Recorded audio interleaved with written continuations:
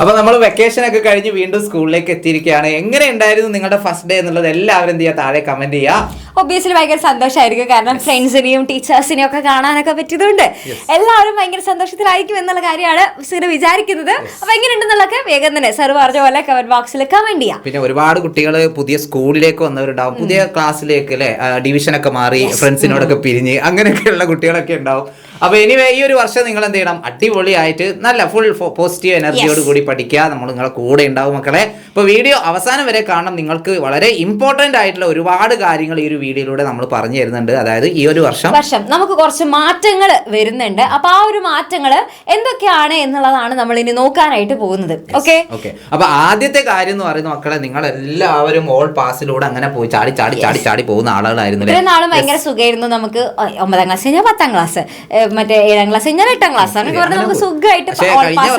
8ാം ക്ലാസ്സിൽ മാത്രം ഒന്ന് പതറി. അതായത് 8ലെ ആനുവൽ എക്സാമിൽ 30% മാർക്ക് സ്കോർ ചെയ്യാൻ പറ്റാത്ത കുട്ടികളെ പരാജയപ്പെടുത്തുകയും, പക്ഷെ അവർക്കൊരു അവസരം കൊടുത്തു, റീ എക്സാം എന്നുള്ള രൂപത്തിൽ ഒരു അവസരം കൊടുത്ത് എല്ലാവരെയും മുമ്പിലേക്ക് എത്തിച്ചിട്ടുണ്ട്. പക്ഷെ ഇനി ചിലപ്പോൾ അത് നടക്കാൻ ചാൻസ് ഇല്ല. 5ാം ക്ലാസ് മുതൽ 5ാം ക്ലാസ് മുതൽ 10ാം ക്ലാസ് വരെ ക്ലാസ്സുകളിൽ എല്ലാ വിദ്യാർത്ഥികളെയും വിജയിപ്പിക്കുന്ന ഓൾ പാസ് സമ്പ്രദായം ഇനി ഇല്ല എന്നാണ് നമുക്ക് കിട്ടുന്ന റിപ്പോർട്ട്.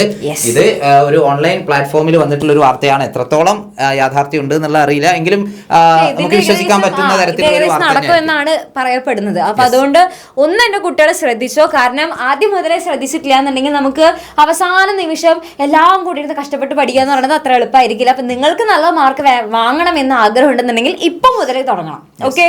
പിന്നെ ഓൾ പാസ് ഇല്ല.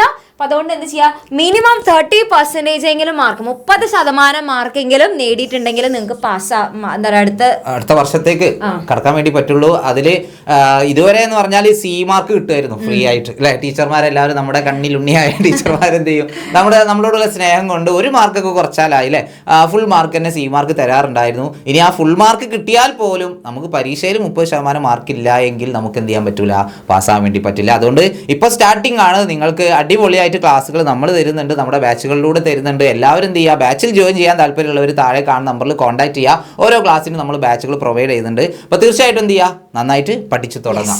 ഇനി അടുത്ത കാര്യം എന്ന് പറഞ്ഞാൽ, നിങ്ങളുടെ ഏത് ലൈവ് വെക്കുകയാണെങ്കിലും അല്ലെ, ഇവരുടെ നിരന്തരമായിട്ടുള്ള കമന്റ്സ് ആണ്. മിസ്സേ അല്ലെങ്കിൽ സാറേ, ഇന്ന് ഈ പ്രാവശ്യം ഓണപരീക്ഷ ഉണ്ടാവോ, ക്രിസ്മസ് പരീക്ഷ ഉണ്ടാവോ വല്ലവരും കിട്ടിയോ? നമ്മൾ മുന്നേ ഒരു വീഡിയോ ചെയ്തിട്ടുണ്ടായിരുന്നു ഇതേപോലെ. ഒരു കമ്മിറ്റി രൂപീകരിച്ചിട്ടുണ്ടായിരുന്നു ഈ കുട്ടികൾക്ക് ഇപ്രാവശ്യം വരുത്തുന്ന മാറ്റങ്ങൾ എന്തൊക്കെയാന്നൊക്കെ പറയാനായിട്ട്. അപ്പൊ ആ കമ്മിറ്റിയുടെ ശുപാർശയില് ഓണപരീക്ഷയും ക്രിസ്മസ് പരീക്ഷയും വേണ്ട എന്നുള്ള രീതിക്കാണ് ശുപാർശ പോയിട്ടുണ്ടായിരുന്നത്.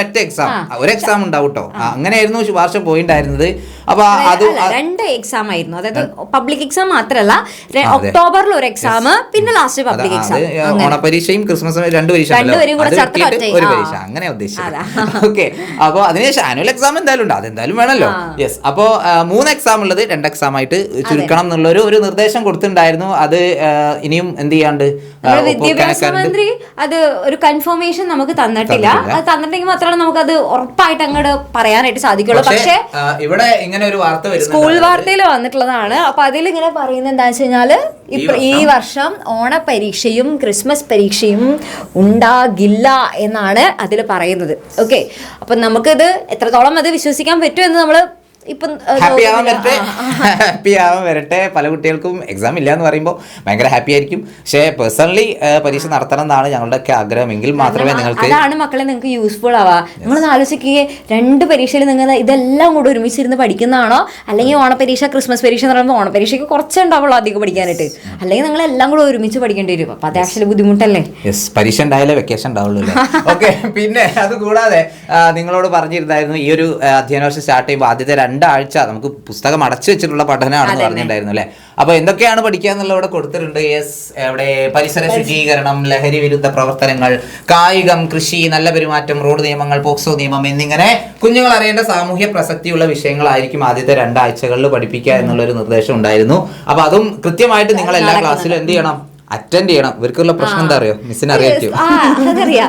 മറ്റേ ടീച്ചർമാര് പഠിപ്പിക്കാൻ തുടങ്ങിയിട്ടില്ല, സ്കൂളിൽ പോകേണ്ട ആവശ്യമില്ല. ടെക്സ്റ്റ് ബുക്ക് ഒന്നും പഠിപ്പിക്കുന്നില്ല. അവിടെ കുറെ ബോധവൽക്കരണ ക്ലാസ്സുകളാണ്. അത് പോയില്ലേലും പ്രശ്നമൊന്നുമില്ല. പരീക്ഷക്ക് അങ്ങനെ വിചാരിക്കരുത്. ഇപ്പൊ ഈ പോക്സോ കേസ് എന്തായാലും ഇതിനെ കുറിച്ചൊക്കെ നമുക്ക് നല്ല നോളജ് ഉണ്ടായിരിക്കണം. അപ്പൊ അതൊക്കെ പറഞ്ഞിരുന്ന ഇപ്പൊ ചിലപ്പോ ടീച്ചേഴ്സ് ഒക്കെ വേറെ ആരെങ്കിലും ചിലപ്പോ ടീച്ചേഴ്സിനെയും പറഞ്ഞിരുന്നാവാ. എല്ലാ കാര്യങ്ങളും നമുക്ക് വീട്ടിൽ നിന്ന് ചിലപ്പോൾ കിട്ടൂല. ഇങ്ങനെയുള്ള കാര്യങ്ങൾ നമുക്ക് എന്ത് ചെയ്യാം, സ്കൂളിൽ നിന്നും പഠിക്കേണ്ട കാര്യങ്ങളുണ്ട്. അത് നമ്മൾ സ്കൂളിൽ നിന്ന് തന്നെ പഠിക്കണം. നമുക്ക് അറിയാത്ത ഒരുപാട് കാര്യങ്ങളുണ്ട്. അത് തീർച്ചയായിട്ടും ഈ ക്ലാസ്സുകൾ നിങ്ങൾ ഉപയോഗപ്പെടുത്തണം. നിങ്ങളുടെ ലൈഫിൽ അത് വളരെയധികം ഗുണം ചെയ്യും. ഇനി ഇത് കൂടാതെ ഒരു ഇമ്പോർട്ടന്റ് ആയിട്ടുള്ള ന്യൂസും കൂടെ, ഇത് മനോരമയിൽ വന്നിട്ടുള്ള ഒരു ന്യൂസ് ആണ്. അതായത് നമ്മുടെ ഇപ്പോഴത്തെ സ്കൂൾ ടൈമിൽ ചെറിയൊരു മാറ്റമുണ്ട്.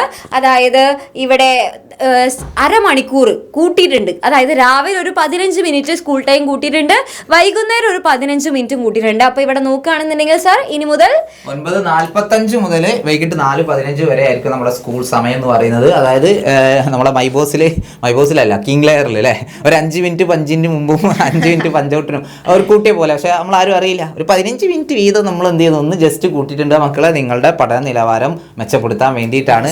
അപ്പോൾ അതൊക്കെ പോസിറ്റീവായിട്ട് തന്നെ എടുക്കാം. യെസ്. അപ്പോൾ ഇവിടെ ഹൈസ്കൂളിൽ 7 ശനിയും UP-യിൽ 2 ശനിയും ക്ലാസ് എന്ന് പറഞ്ഞാൽ ഒരു കൊല്ലത്തിൽ ആകെ 7 ശനിയാഴ്ച 2 ശനിയാഴ്ച മാത്രമെന്നല്ല, കൂടുതൽ ഡീറ്റെയിൽ ആയിട്ട് നമുക്ക് വായിക്കാം. എവിടെയാണോ വരുന്നത്? യെസ് നോക്കട്ടെ.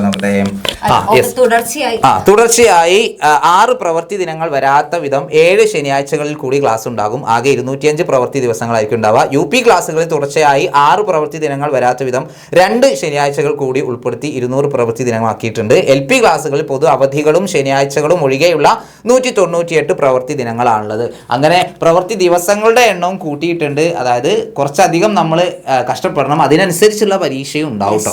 അപ്പൊ അത് ആക്ച്വലി നിങ്ങൾക്ക് നിങ്ങളുടെ ആ ഒരു വിദ്യാഭ്യാസ നിലവാരം കൂട്ടാൻ വേണ്ടിയിട്ടാണ് ഇപ്പൊ ഈ കാര്യങ്ങളൊക്കെ ചെയ്തു തന്നിട്ടുള്ളത്.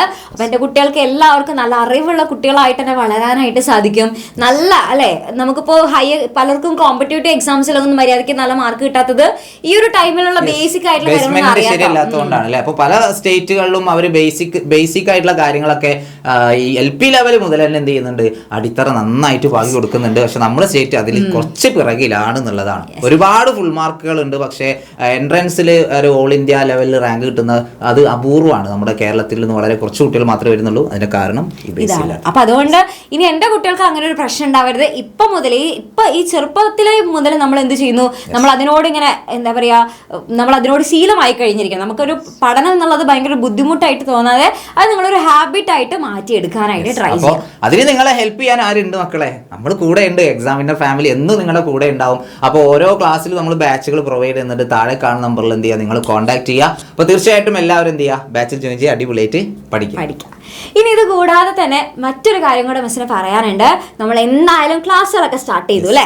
അപ്പൊ അതുകൊണ്ട് തന്നെ ഇനി അങ്ങോട്ട് നമ്മൾ എന്ത് ചെയ്യണം, നമ്മുടെ ബാച്ചിലെ ക്ലാസ്സും കൂടെ നമ്മൾ സ്റ്റാർട്ട് ചെയ്യാനായിട്ട് പോവാണ്. അപ്പോൾ ഇന്ന് മുതൽ നമ്മൾ അടിച്ചു പൊളിച്ച് പഠിച്ചു തുടങ്ങാൻ പോവാണ്. അപ്പൊ എൻ്റെ 8ാം ക്ലാസ്സിലെ കുട്ടികൾക്ക് വേണ്ടിയിട്ട് നമ്മൾ അടിപൊളിയായിട്ടൊരു ബാച്ച് ഓറിയന്റേഷൻ നമ്മൾ ഇന്ന് വെക്കുന്നുണ്ട്. ഇന്ന് രാത്രി കൃത്യം 7:30.